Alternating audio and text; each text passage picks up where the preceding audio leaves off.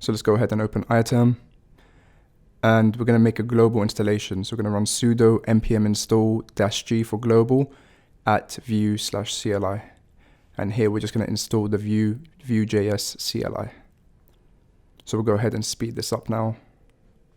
And next we're going to cd into this temporary folder that I have here. And we're going to run vue create, and we'll name this my project. So we're not going to use the default settings here. We're going to manually select some features. We'll keep Babel.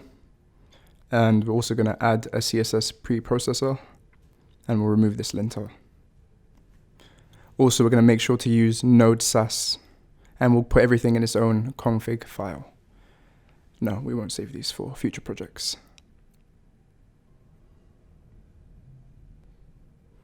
Okay, so let's go ahead and run this now. We can cd into my project, and we'll run npm run serve. We'll open this up on localhost 8080, and here we have the kind of scaffolding, the boilerplate for a Vue.js project provided to us by the Vue CLI.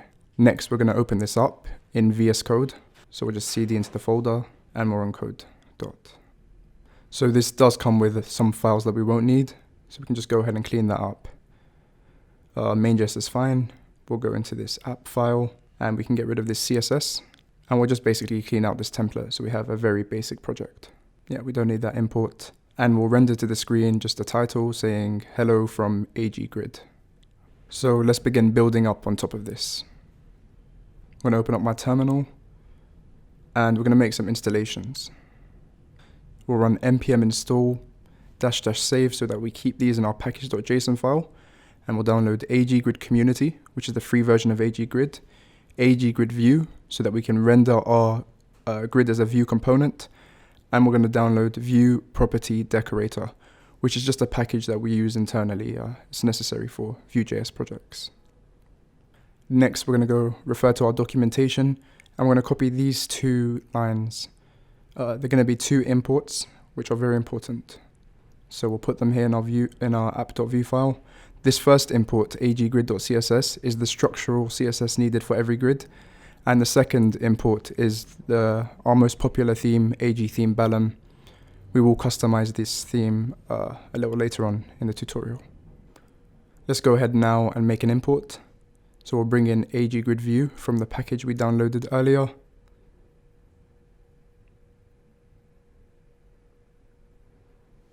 And we'll begin setting up our Vue component.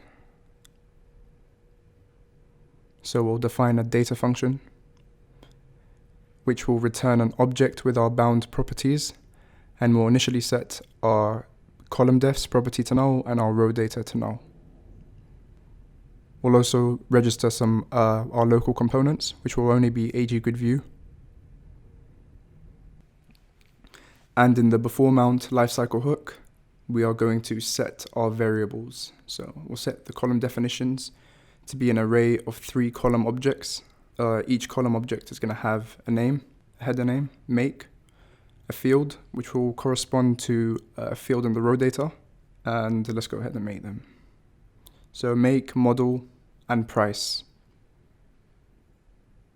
We're also going to hard code our row data, which we will change a little bit later. So we're going to have 3 rows initially.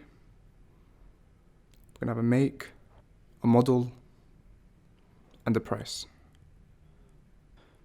Note how each property corresponds to a field in our column definitions.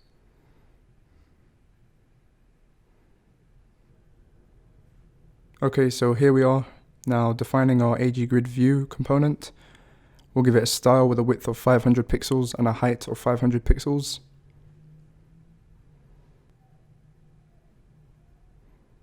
And we'll give it a class of AG theme Bellum to match our import earlier.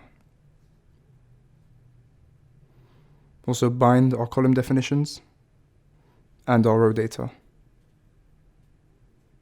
making sure to include that colon. And if we check this out, we now have a very basic grid. It's not very interactive though. So next we're going to enable sorting and filtering in this grid.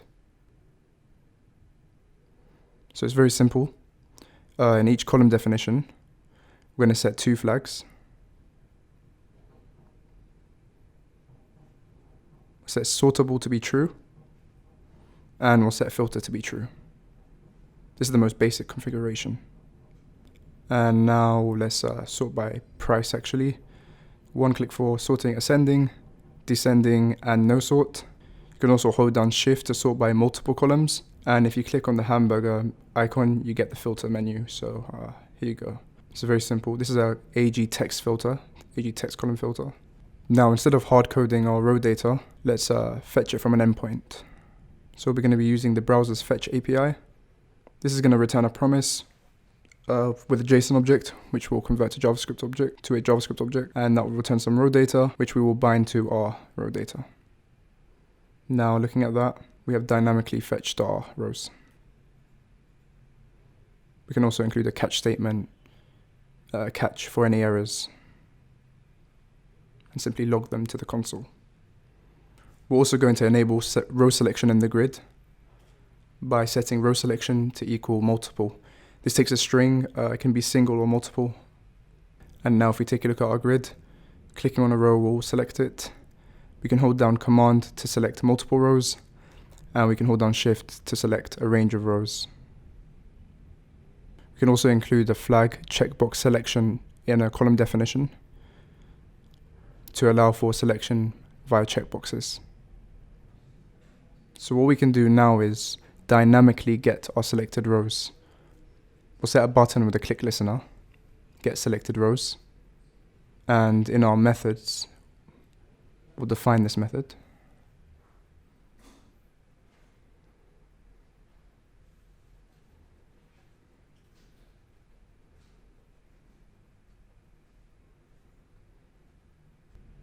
So we're going to need access to the grid's API, and the simplest way to do this is to listen to the grid ready event.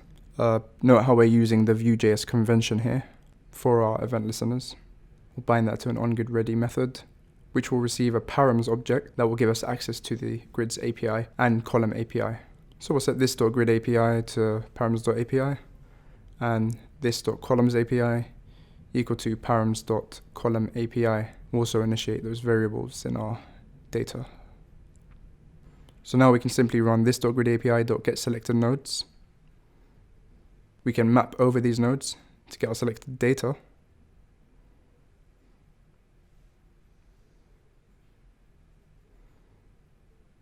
And we'll map once more to create a string representation, which will render onto the DOM.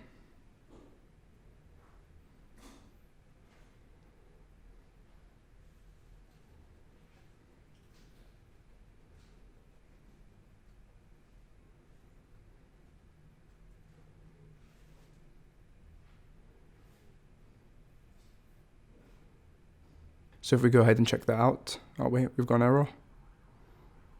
Nothing in the console.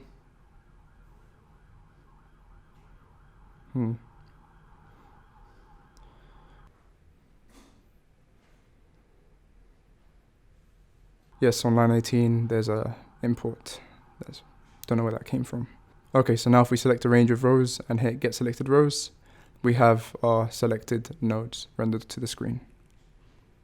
Okay, so next we're going to do some grouping, and to do that, we're going to need to unlock the enterprise. So let's run npm install --save ag-grid enterprise.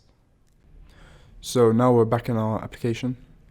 We're going to go to our main.js file, and we're going to import the enterprise. This has now changed our grid. So here we have the context menu. This is fully customizable. You can check it out on our docs. We also have here the column menu, and there's our new filters, which you can also see. This is called the AG set column filter. Now, if you take a look here on the right, we actually have an error in the console. This is just simply a result of not having set our license, but it's not going to make any difference to our grid. Everything's still fully functional.